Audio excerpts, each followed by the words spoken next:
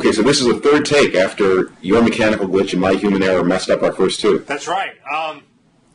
But you can still repeat with the same opening joke. Just because I've heard it twice before, there's no reason to deprive the listeners of it. This is my life, David. It's Lindsay Lohan has moved down the street, and they're paparazzi, and she's moved next door to her ex-girlfriend, and there's drama. Now you're sure the paparazzi are there for her and not for you? So far, yes, but we don't know. The night is young.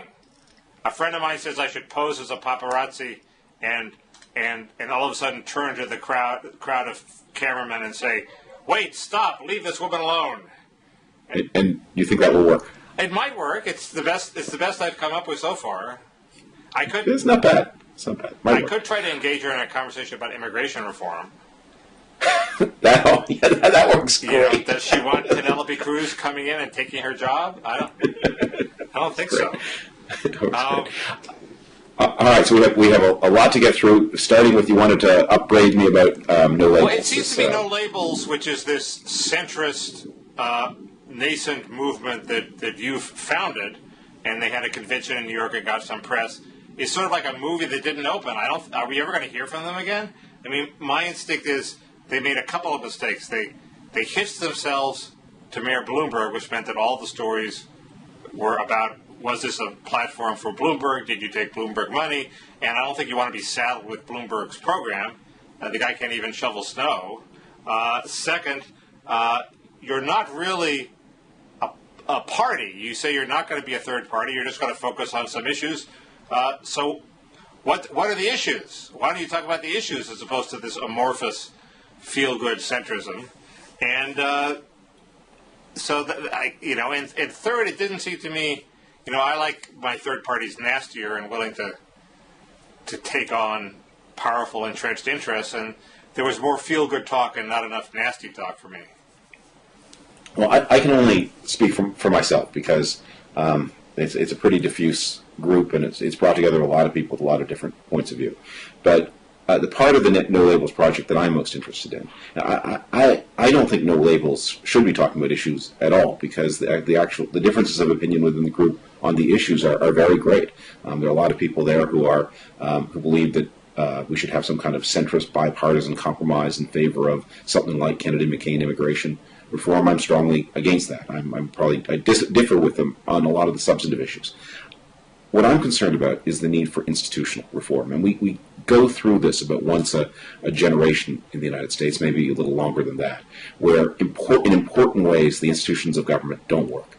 And right now, and we did that in the 70s when we reformed the committee system of Congress in ways that I don't know fully stand the test of time. That's what the progressive movement was about, and other such movements.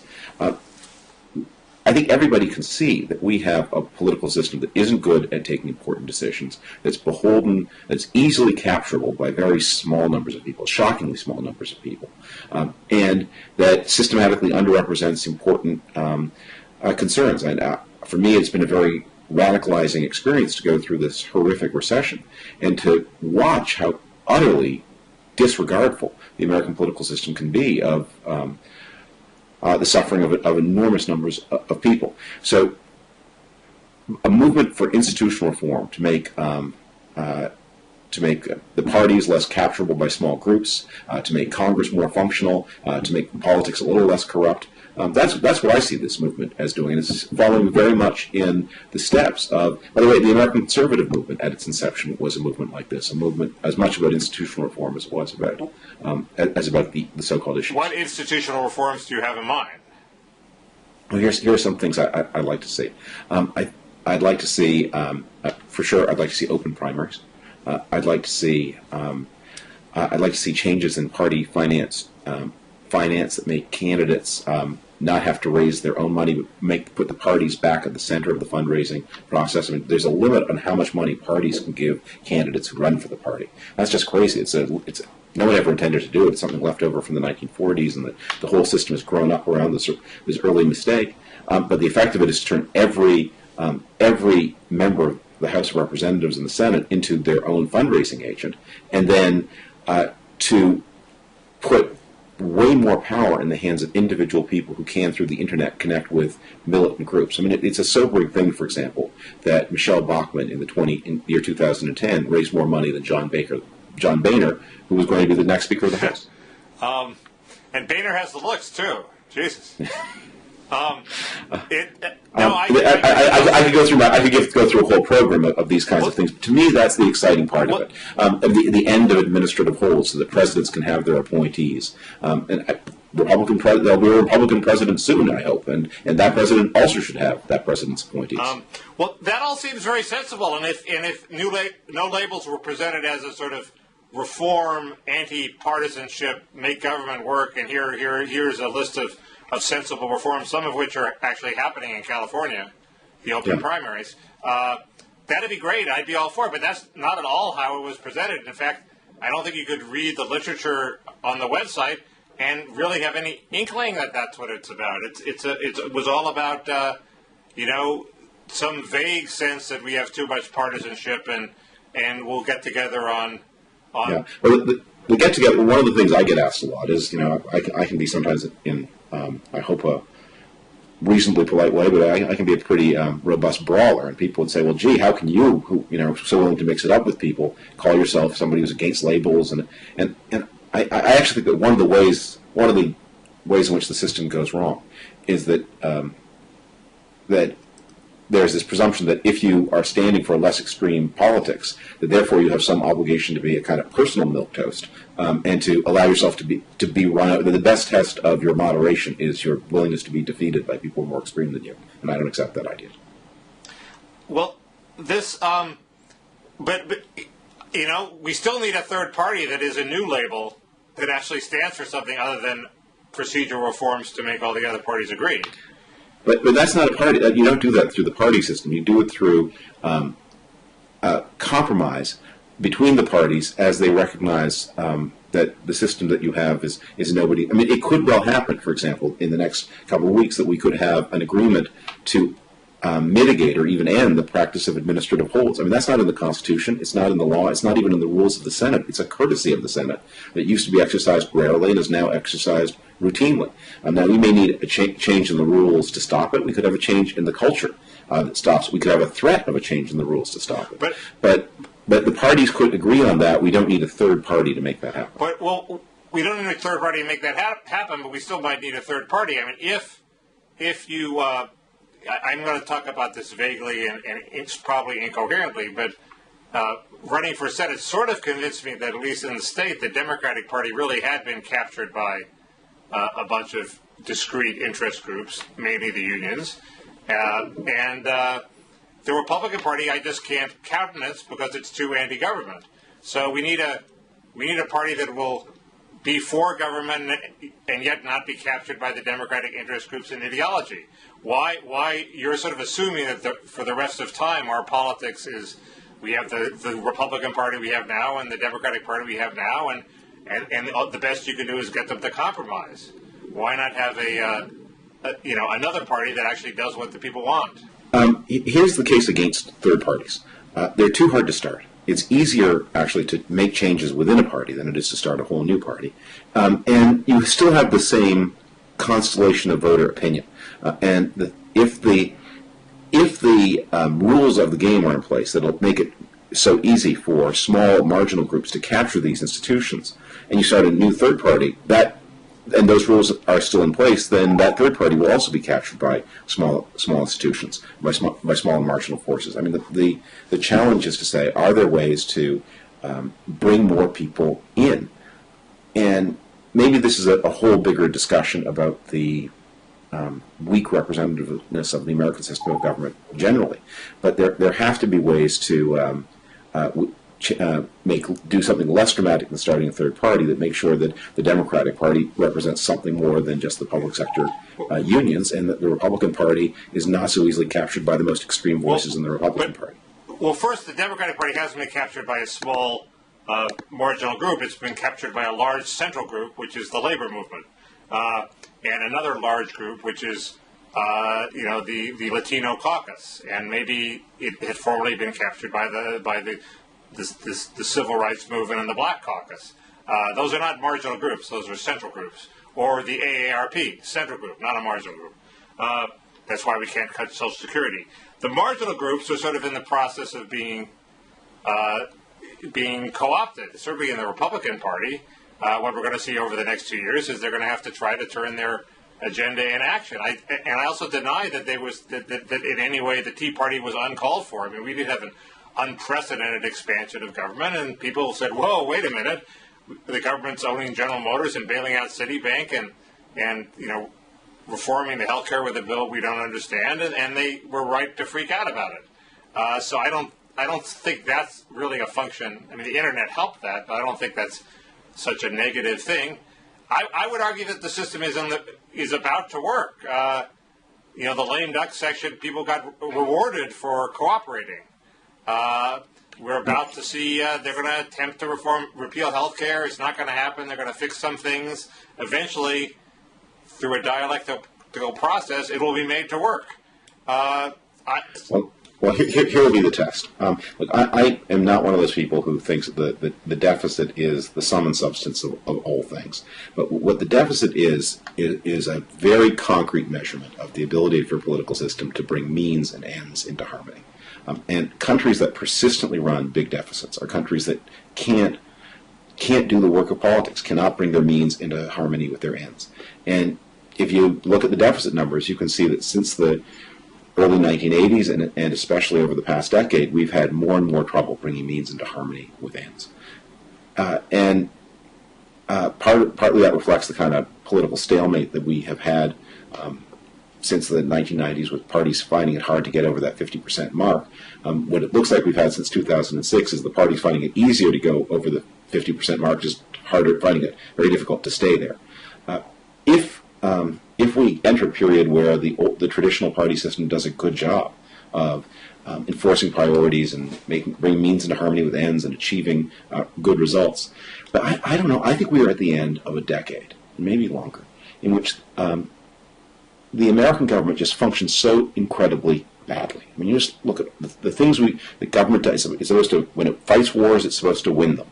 It's supposed to manage the financial system in ways that don't lead to disaster. It's supposed to superintend, gradually rising standards of living for most people. It's supposed to police the borders. You just go through over the past 10 years, when it undertakes an anti-recessionary measure, that anti-recessionary measure shouldn't be the kind of macabre failure that the stimulus was, and and it should be able to control healthcare costs so that they don't devour the whole national income, at least the healthcare costs within government programs, and it shouldn't be setting incentives for the private market that again cause this prolonged increase in healthcare costs that devour people's livelihoods. In every way, government fails again and again and again, and the record really does seem to be worse after, I don't know, where do you want to start?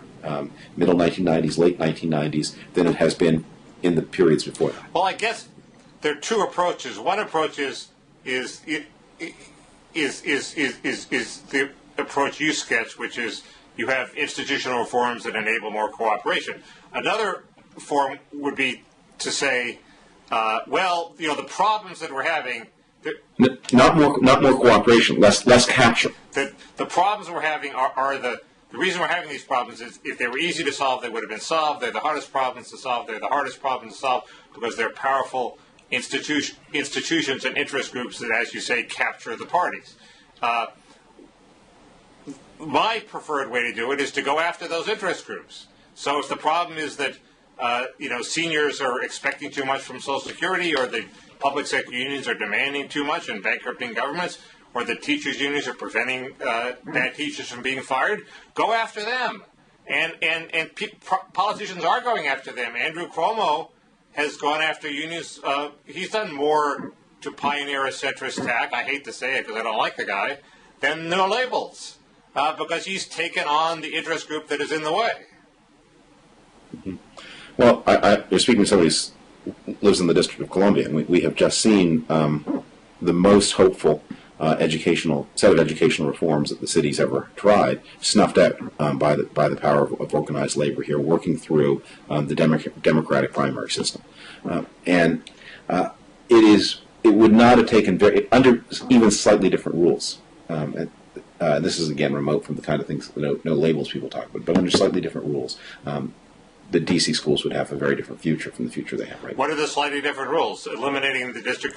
If the Democratic Party for its primary was open, then Adrian Fenty would have won the Democratic primary, and then he would have gone on to win the election, and Michelle Rhee would still be school chancellor. But that is not a pretty DC-specific incident. I mean, you have a one-party state there, of course. But it's an example. It's an example of how. I mean, DC is an extreme case in a lot of ways, but I think in many ways it is very much like the situation at the beginning of the century, where when you say, when interest group after interest group and small interest groups manage to capture the government in very flagrant ways that are very destructive, then you have to think, well, maybe there's something. Maybe we've got a problem here that's different from just that the interest groups are bad and greedy, or the citizens are too lazy. I don't know. The citizens are negligent. There are changes, and there's changes in the media culture that make that I think intensify the asymmetries of information. It's probably true that 2 million best informed Americans are probably better informed today than ever before in history, and the 80 million least informed Americans are probably less informed than they have been in the recent past. So some of those things are deep in the structure of the society, but others are, if Christine O'Donnell would not have happened if most of the fundraising in America was done by parties, which then parceled the money out to candidates. Well, but I agree with all that, but there are problems with having the party control everything. Also, as we discovered in the Democratic Party during the Vietnam War, when we had to wage a revolt against our own party in order to try to stop the war. So it goes both ways. But yeah. I guess I don't. If you wanted to repackage the No Labels Party as the open primary party, the Institutional Reform Party, and appoint Russ Feingold as your chairman, that'd be great. But it's not what was billed. Well, I think it's also a launch. And I think what happened, it didn't have. I think a lot of the people who are very involved in the organization of No Labels were very committed to the idea that you should put out the tent and then invite the people in and let them decide what's going to be performed on the stage. That would not be my approach to a political movement. I think that you start by saying, here's what we want to do, and people who like it should follow, and the people who oppose it should at least know what they're facing. That's not the way the thing is organized. It is organized with the idea that that a lot of people who are dissatisfied with the working of the American political system will come together, and they will together evolve a program. So I'm in that circus tent myself, and so I'm saying that what this movement should be is a movement of institutional reform. If it turns out to be the Bloomberg for President campaign, I think I'll be less enthusiastic about it. Was that sort of a 1960s approach? You had a big happening in New York. Right. Well, I actually wasn't at that. I was in the Bay really? That was probably calmer. Okay, well, we had at least two other things we wanted to talk about. Yes. Do you want to talk about our differing views on health care? You brought that up already. You said the health care costs were devouring too much of our budget. My attitude is, why do we have to set an arbitrary upper limit for how much of the budget health care devours? As societies grow richer, they spend more money on health care. So if we spend 20% of our GDP on health care, or 24%, or 30%, I don't care. If it's what people want to live longer, that's logically they would want to spend more money on health care than on new automobiles. That doesn't seem like an irrational choice to me. That is not an irrational choice if spending more money on health care gets you more health care. But we were just talking a minute about the teachers' unions. And if I said to you, well, gee, Mickey, look, it's true, yeah, we're spending all of this huge amounts of money, ever-rising amounts of money on children's education, but if that's what it takes to make our kids smarter and smarter, isn't it worth it? And at some point you might say, well, yeah, but the kids are performing worse.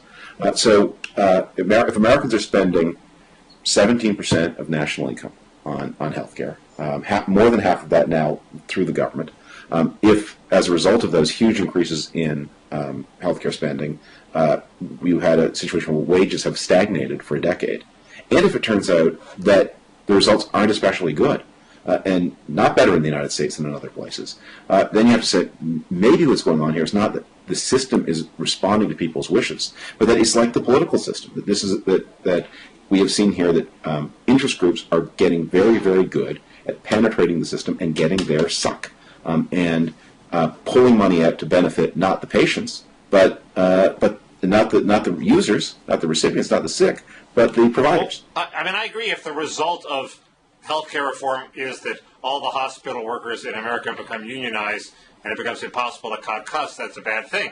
I'm all for being efficient, but where I get off the boat is why do we have to have restrictions on end-of-life care and these panels that rule on cost-effectiveness grounds, and it's this whole spectrum that ends with the British system, which does say if you're old you don't get this operation because it's too expensive and you're too old. Why do we need to immediately go to that? That's making the system worse, not better. That's not eliminating inefficiencies. That's eliminating attempts to improve and prolong life. Well, that's what happens when you this is the response to the top-down government control system that the Obama people have. But my question about the American system is where's the Sam Walton of American healthcare?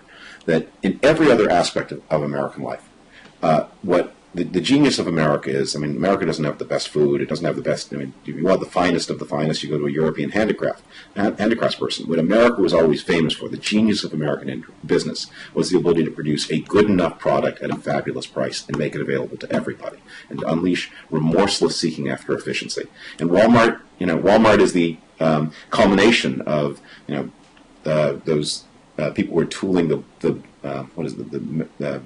machining the bullets in that arsenal I forgot about Daniel Forston's book.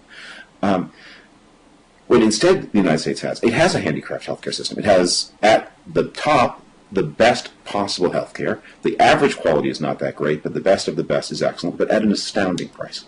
And we all know the numbers. It's we spend 4 points more of GDP than the next runner-up, which I think is Switzerland. That's the equivalent of the entire U.S. defense budget.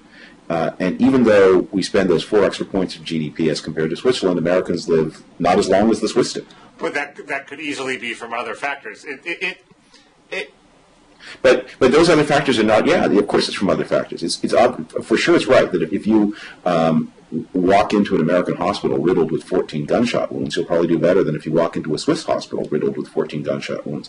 But when I'm assessing, is this money being intelligently spent? All those other things do matter. I mean, it might be that it would make more sense to invest money in making sure that fewer people are riddled with gunshot wounds than in surgeons that prevent people from being riddled with gunshot wounds. They save you after you're riddled. My liberal friends who argue, well, we need to restrict end-of-life care so we could spend more money on education. Well, people think spending money on education in the current system is a black hole. They would much rather spend on end-of-life care. I'm not saying, when I say we, I don't mean collectively. What I want to know is, where is the entrepreneur here's an alternative who is signing people up with cost by offering them cost-conscious policies and then forcing efficiencies like through Geico, the system. But Like Sam Walton, our friend Rob Long has a charming little essay, actually kind of ominous little essay, actually called Three Bean Salad. Yeah. Have you ever read this?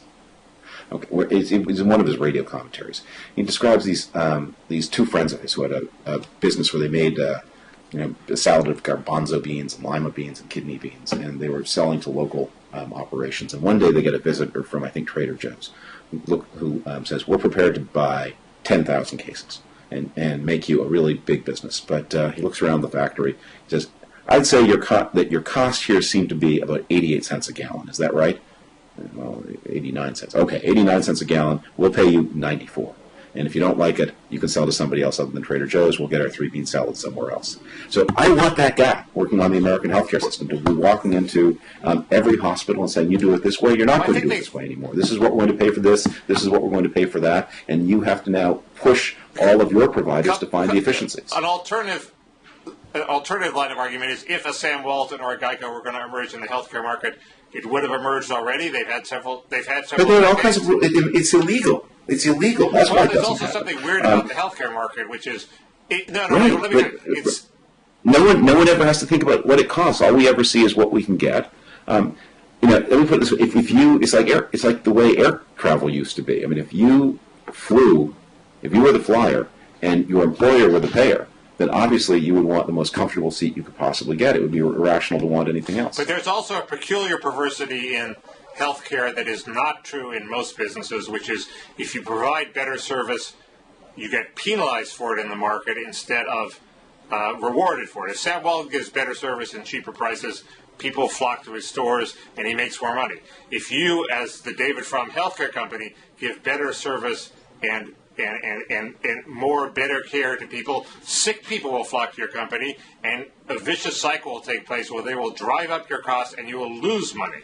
It's one of the few businesses, schools are another one, where your profits depend on the class of customers you get as opposed to the service you provide. That is a perversity that the market has not overcome, and maybe the best thing to do is to have a competition within the framework of government-provided insurance that eliminates that perversity. So the government says we're going to spend X amount, and it's up to private business to figure out what the best, medical device is that will cure people. Just let me put it this way. I think the question we should the question you can't come up with a solution until you can agree on what's the problem, If the problem is, why do Americans not live as long as people in other developed countries do, and why does the rate of progress actually seem increasingly to disfavor the United States? I think you and I would probably agree that's an answer that doesn't have a lot to do with the healthcare system. If Americans would, lose weight and wear seatbelts a little bit more often and shoot each other less, they would have higher life expectancies. I think the question from the point of view of the system is, why does it cost so much, especially given the mediocrity of the results for most people in most cases. And if cost is the problem, I think cost is by far and away the most important problem.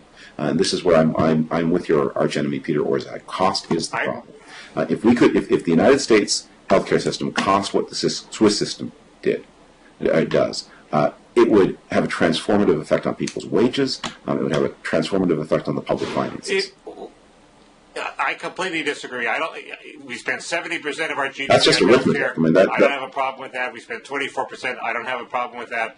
The problem is that there are, A, people who are uncovered and are less healthy as a result, and B, individuals can get totally screwed if they get sick and it's not covered, even if they're in the middle class.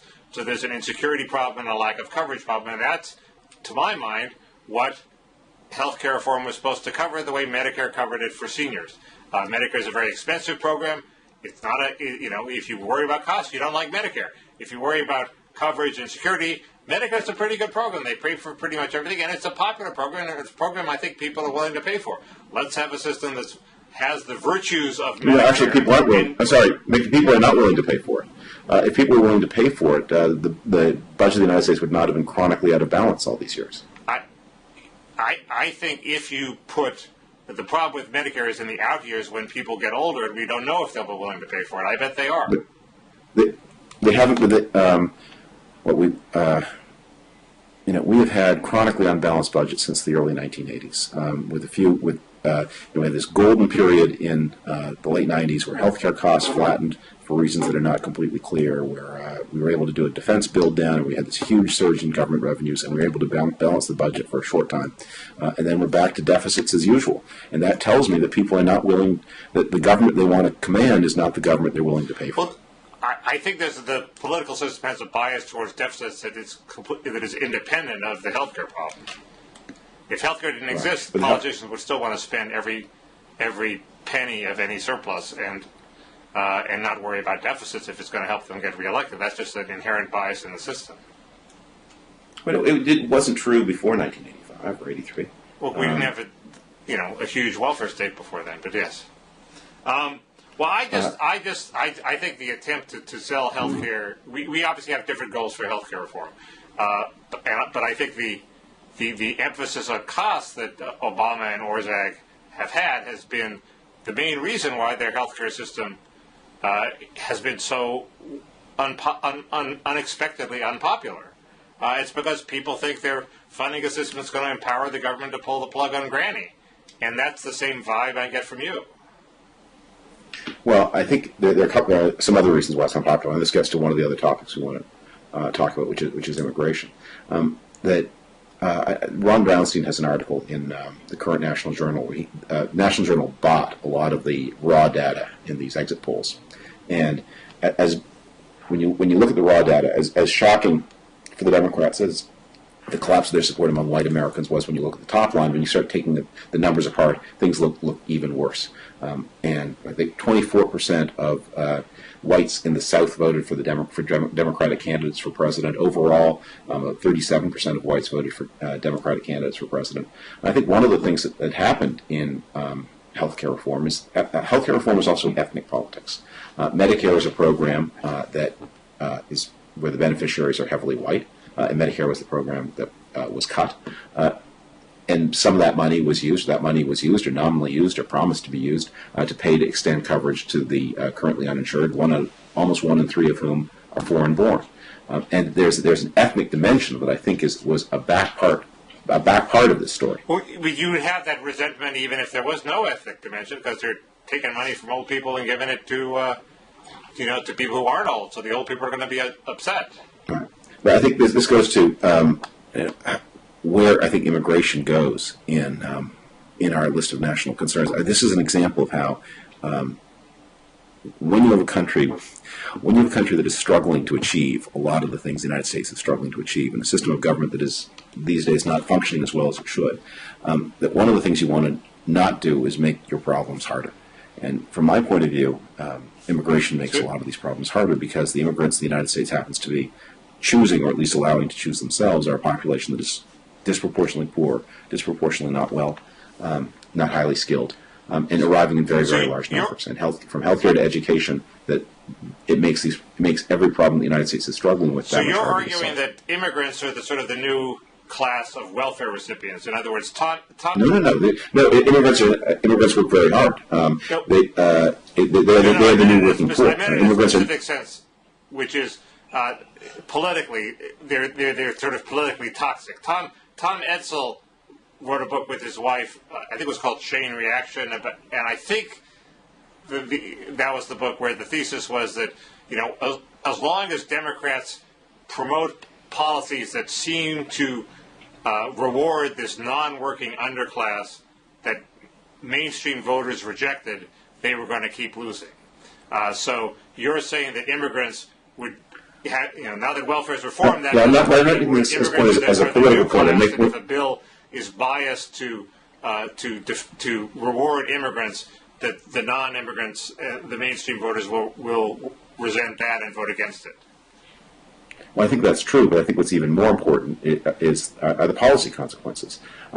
It's not, it makes everything the United States is not doing very well, not teaching very well, not taking care of the sick very well at very reasonable cost, not running as honest a system of government as it should. That all of those problems get a lot harder, and that's not to say that the immigrants are to blame. I mean, they're like our grandparents. I mean, they're the same people our grandparents were. It's just that the American system of government is coping with them less well. I like Mark Krikorian's phrase very much when he thinks about immigration. That it's not them, it's us. That something is going wrong inside the United States. I guess when you first proposed this idea that immigration is central to our policy problems, I actually bristled against it. I mean, I spent a lot of effort on the issue of immigration, but I tend to not think of it as central to the important, crucial, profound issues, except in two respects. One is, as long as you have low-wage immigrants flooding in, you're never going to have the tight labor market that's going to boost wages at the bottom, which was the glory of the Clinton bubble years, was that basically anybody who showed up for work, you had to pay a decent wage because you're so happy to get somebody to show up to work. And you can't do that as long as, cheap labor from overseas, however noble, is coming in and bidding that down. And the second thing is it just changes the shape of the electorate in the future. If you have amnesty after amnesty, pretty soon you have an electorate that is completely different from the electorate that you wouldn't have, if you didn't have illegal immigration. So you can already see the beginnings of that result in California, which is, took a radically different course from the rest of the nation in the past election, in part because we have a very large Latino population, in part that was, is there because it was given the Reagan amnesty in '86. So, but aside from that, I don't see immigration as all that central. Well, I mean, some of this gets a little speculative, and I can't prove this, but I would say one of the things that I said earlier in the conversation that I've been surprised by through this economic crisis is how accepting the American political and cultural and economic elite has been of what's happening to the bottom two-thirds of American society, the bottom 80%. Rich Lowry had a good column a little while ago in which he made the point that from the point of view of the college graduates, the unemployment rate is about 5%, which is a little higher than it was for them in the 1990s, but still not exactly the end of the world. For non-college graduates, I'm going to forget Rich Lowry's number, I think it was like 20%. It was a Great Depression number. And that, and the fact that it's the Great Depression out there for a lot of people is something that here in Washington just doesn't impinge. I mean, it's a talking point, it's a weapon to use.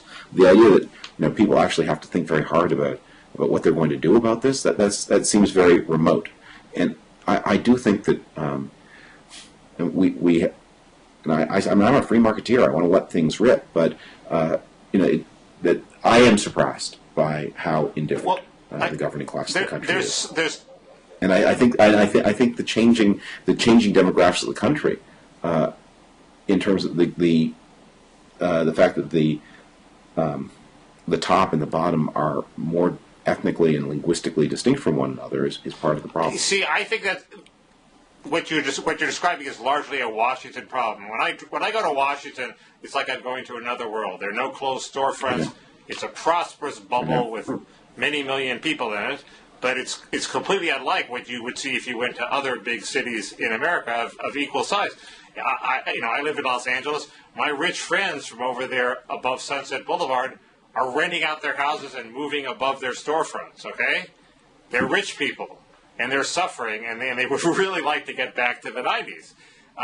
They're not indifferent to the state of the economy. They may be indifferent to the plight of the poor, but they're not indifferent to the long-term economic decline of America, which seems to me is the central problem and has not that much to do with immigration.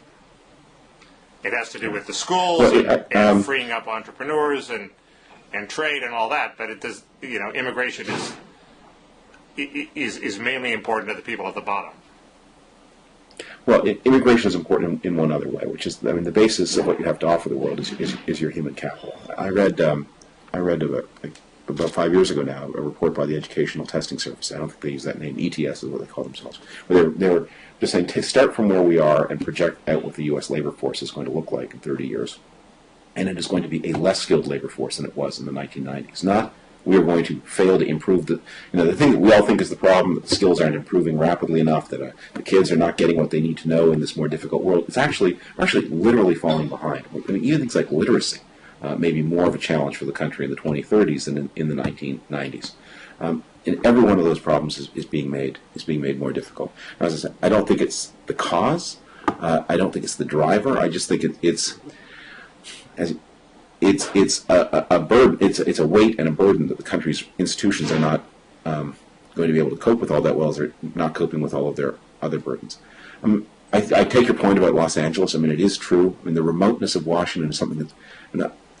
There are a lot of things I didn't like about this exercise of reading the Constitution on the first day, including this hilarious idea that we're going to honor the original intent of the framers of the Constitution by ignoring what their actual original intentions were in writing the Constitution. But it's just one more example of how, if I were to think, what are the dominant problems in the United States today? The danger of anti-constitutional government, of a weakening of the Constitution, doesn't strike me as at the top of the list. Whereas people missing a decade of economic opportunity on top of the third of a decade that's already gone, that seems to me problem number one. And I'm waiting to hear. I would. My idea of what politics should be about is solving that. Well, but the problem you phoned in on, I think, is E.J. Dionne. The best column E.J. Dionne ever wrote was he divided the education problem into three parts. First, there's the problem of the really smart kids at the top, and are they getting the best? Are they going to be able to compete with the best in the world? Second, there's the problem of the underclass, very poor kids at the bottom, and I would put people who arrive here as very poor immigrants, not speaking English, in that category. And then there's the third problem is the problem of mediocrity in the middle, and that's the big problem in terms of long-term economic growth. And there, the big obstacle is the teachers' unions and the way they have led the 3-decade decline of public schools. And, that's the way to get them is to go after the teachers unions, which is happening. This is no time to stop and pull punches and start talking, blandly about centrism. This is the time to continue the process of disempowering teachers unions. I don't know how it is you're able to reconcile being so aware of the deficiencies of the providers in the education system and so blithe about the deficiencies of the providers in the healthcare system. I mean, don't the problems of these two systems look very similar? Not to me. But the healthcare system is amazingly not all that unionized, for example. Whatever the problems. But there are a lot. Unions are not the only way that providers can. The fact that providers have a lot of interests, including, by the way, just having an easier, lazier life. So if you make it very easy for there to be lots and lots of different hospital corporations, each which is allowed to do business in its own convenient way without having somebody unleash competitive pressures on them, because there isn't a lot of competition across state lines, because we build costs in a way that people are very insensitive to the actual cost of things. That's another way that providers can capture the institutions. Maybe it's because all my encounters with the health system have been good, and I know enough about schools to know that they're pretty bad. It's possible that there are people out there who are having horrible experience with the healthcare system where it isn't helping them at all, but somehow this data has yet. If you are a professional class person who goes to the kind of hospitals that professional class people go to, and the kind of schools that professional class people go to, your contacts with both those systems are pretty good. My youngest child's in a public school here in the notorious District of Columbia, and our experience with that particular school is terrific because it's full of other people who insist that it be terrific. There are lots of good public schools in America. It's just there are also a lot of bad public schools. We don't go, and I don't have that much contact with the healthcare system. I gather you have more, but we don't go to the bad hospitals and the bad doctors. But there are lots of bad hospitals and lots of bad doctors. I agree, but it seems to me that hospitals treat a broader range of classes than elite schools. In other words, everybody on the west side of LA is trying to opt out of the public schools and go to private schools, where their kids will go to school with other kids who are similarly wealthy. When my father was ill, he went to UCLA Medical Center, and there were people of all, and he was, a meritocratic success story, and he was there with people who were from all walks of life, all getting the same care, all sitting in the same waiting room. I thought it all worked pretty well. In a way that you would not ever see in the school system. I don't know.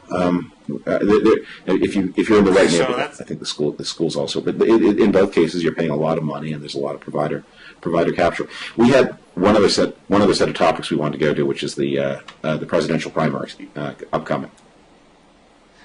Yes, I'm completely ignorant because I'm a Democrat, and I don't really even care that much who the Republican candidates are. But I would love for you to educate me, as my old boss, Senator Fritz Hollins, used to say, on sort of what the lay of the land is as we head into the Republican presidential race. I won't pretend to any special expertise here, but let me start with a caution. One of the things that people who write about politics love to do is they love to create these patterns. In the past, the taller guy always wins, the guy with the longer last name always wins. If the American League does this, the Republicans do that. And all of these patterns are just artifacts because we're dealing with the TV era is half a century. The system of modern primaries goes back really to the 1970s. We're dealing with very, very small samples. So, for example, you hear this thing, the Republicans always go with the guy who came in second last time. And that's true. They have always done that. That's no guarantee that they'll do so in the future. And when all of those races look more particular when you look backwards, and it didn't have to be that way. It could have been another way. This time around, you have this. You don't have that kind of amazing concentration around a front runner that you had in 1999 and 2000 around George Bush. And you don't have the feeling, and although there's a lot of disparagement now, back in 2008 we had an unusually strong-looking field. these guys ended up not winning, and so they look worse. But in advance, to have Mayor Rudy Giuliani, to have this amazingly successful business executive, and Mitt Romney, John McCain, this great hero, one of the most popular people in American life, that's a strong field.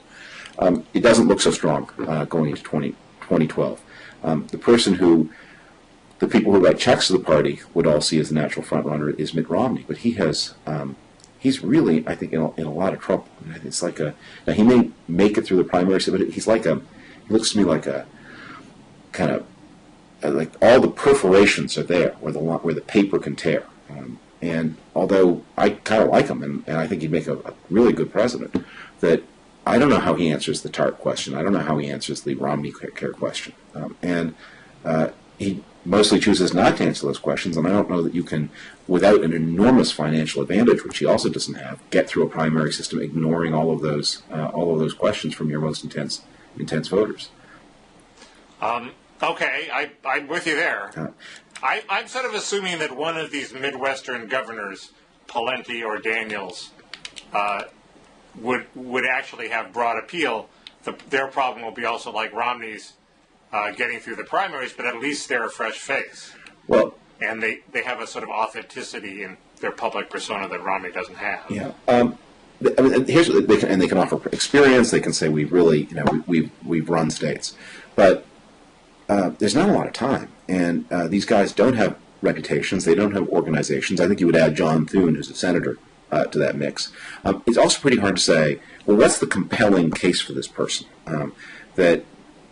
Mitch Daniels, he's a very smart guy, and Tim Pawlenty was a successful governor, but the kind of proposition that there was for John McCain, here's this enormous hero, or the kind of proposition that was for a Barack Obama, or even for a Bill Clinton, which is, oh my God, he's the only Democrat who can maybe win unless we decide to run our candidates in Canada instead of the United States. That kind of unique selling proposition isn't there, and I don't think you can. I can't imagine. It's very hard for me to see that Sarah Palin goes very far in a party as elite dominated as the Republican Party is, and given how difficult it will be for her to raise any large amount of money and large nomination donations. But I think you can't ignore the one candidate who can fill a hall without having to make a huge organizational effort to do so is Sarah Palin.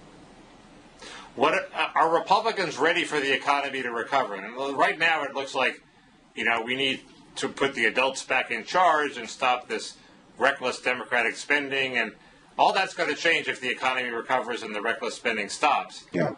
And the Republican Congress may actually succeed in stopping the reckless spending, and then the Republicans are totally screwed, aren't they?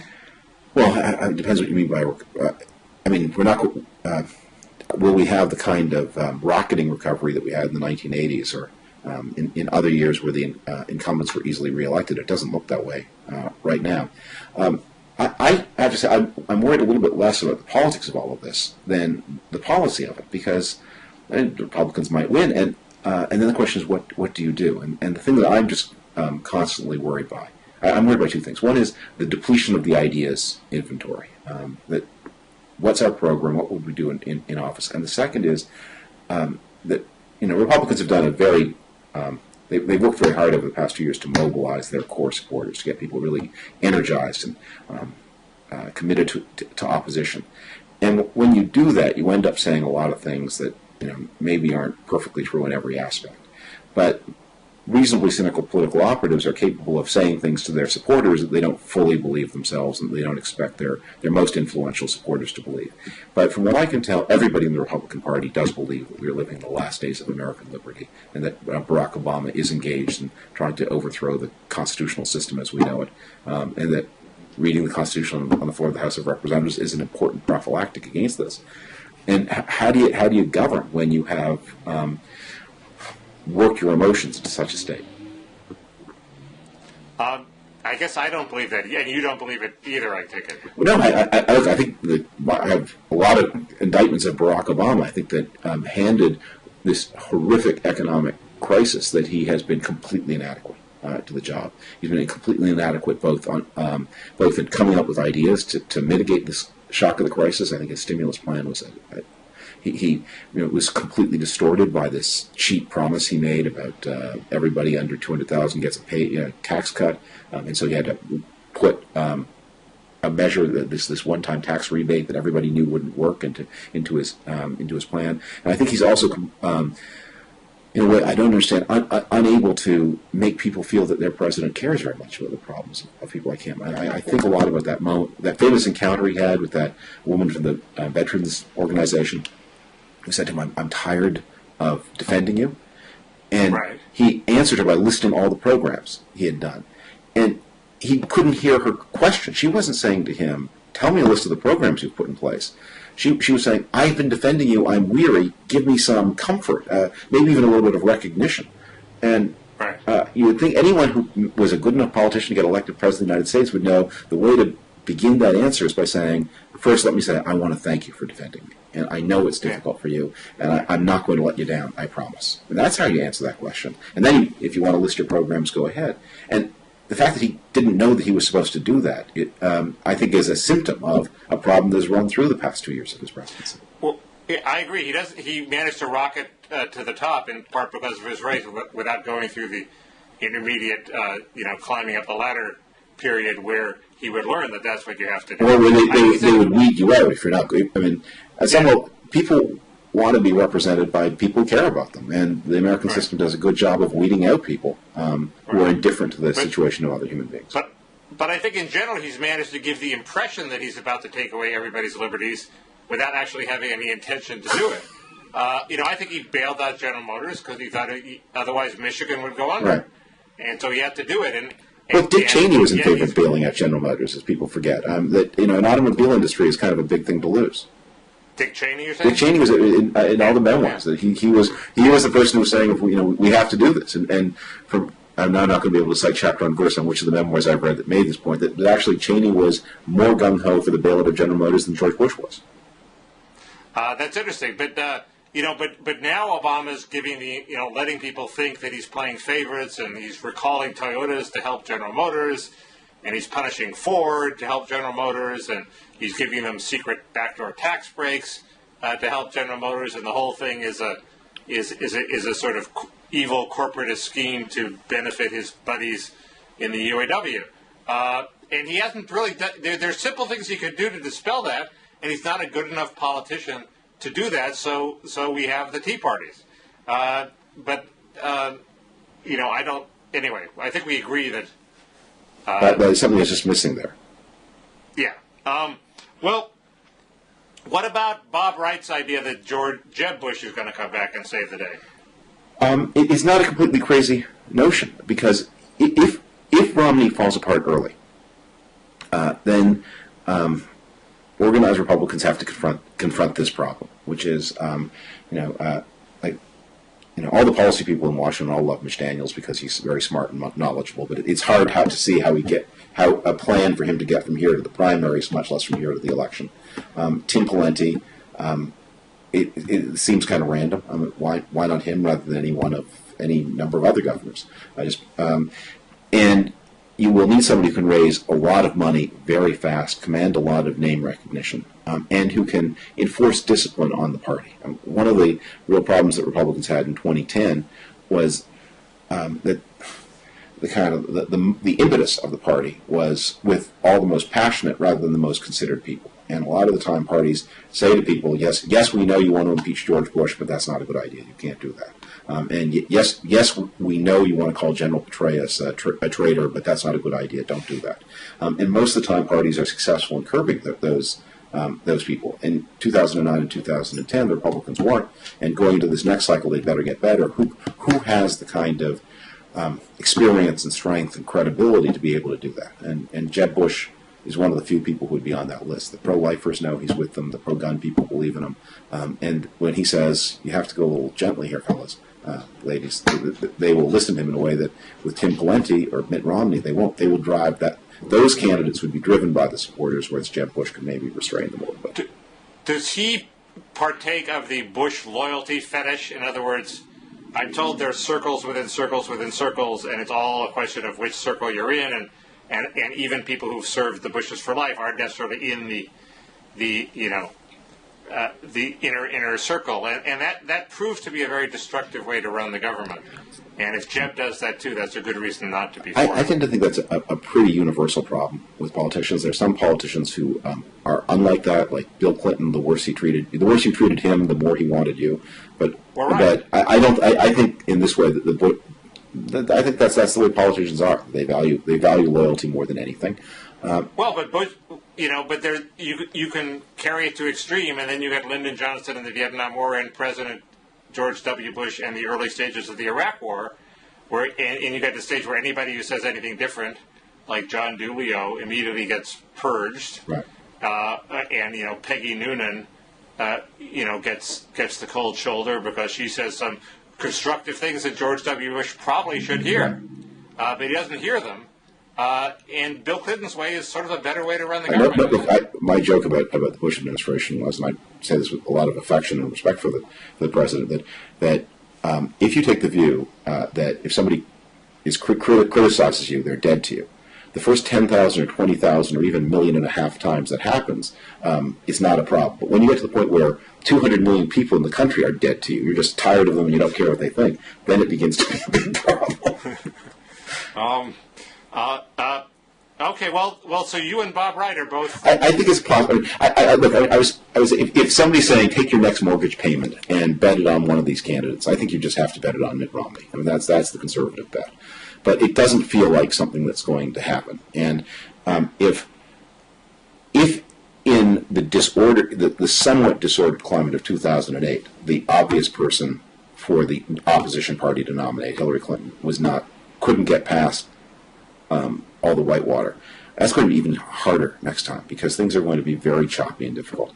And what does Romney say? What's his message? I mean, it's interesting to read his campaign book because the latter 2/3 of it is really smart. It's full of a very knowledgeable, thoughtful person with a lot to say about the way America should work and a lot of ideas about averting America's long-term decline. But the first third is. It's not just standard issue, but it's also like somebody who's allowed somebody else to speak in his voice and is surrendering a lot of his judgment to other people. And that I think is going to be a problem in coming up with a powerful message. I think that's one of the things that what happened in the California governor's election. I think it's just such a tragedy. But and Meg Whitman should have won, and she would have been a much better governor and made a big difference. But when you are much more focused on protecting yourself against downside risk than articulating an affirmative message, it's hard to win. Well, we don't have to get into Meg Whitman, but she was an awful, awful candidate, and I think everybody here has hope for Jerry Brown that he could be tougher on the unions than the Republicans could be because they're his guys, and he has to solve the problem one way or the other. So he's going to have to be tough. Well, we'll see. But she didn't have a strong message, and Mitt Romney's going to have to develop one, and it's going to be difficult for him to do that. Are you suggesting that they'll also have the same actual campaign consultant? I think actually there may be, as I think about it, there may be some overlap. He's a friend of mine. He actually donated money to my campaign. Oh, well, then he must be a fine connoisseur of political horseflesh. I like him, exactly. He bets on the winners. Well, this has been great. It's good to talk to you. Yes, and you can't say that we let other people speak in our voices. I will talk to you soon. Okay. Thank you, Mickey. Bye-bye. See you, Dave. Bye.